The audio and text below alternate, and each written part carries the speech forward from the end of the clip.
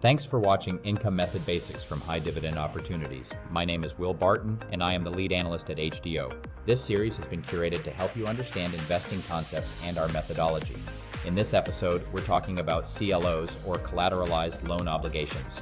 Until recently, these were mostly reserved for institutional investors. Today, retail investors can access them too, through funds that target very different levels of risk and reward, from steady, lower volatility income to some of the highest cash flow available in the income investing world.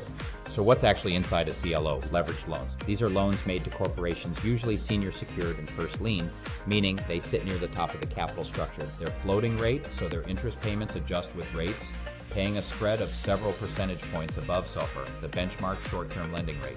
A CLO pools hundreds of these loans together and splits the cash flow into tranches. Think of it like a line at a buffet. The AAA tranche eats first fully before the next tranche gets anything. Then the next and the next, all the way down to the equity tranche at the very end. Equity goes last, but it also gets to keep whatever's left on the table. That's why equity can offer substantially higher income paired with substantially higher risk. This waterfall is similar to other securitized debt like commercial mortgage-backed securities.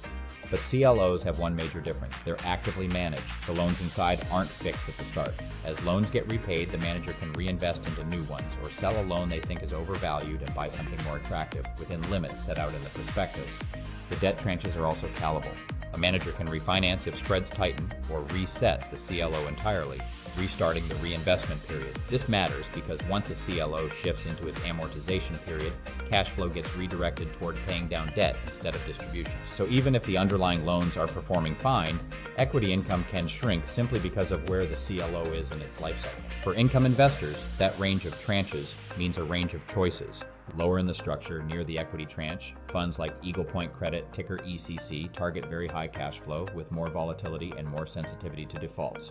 Higher in the structure, near the senior debt tranches, ETFs, like the Janus Henderson CHAPE CLO ETF, ticker JAAA, offer more stability and predictability with income that moves more closely with short-term interest rates. The goal, as always, is to know what you own, understand where it sits in the structure, and build a portfolio that can pay you along the way.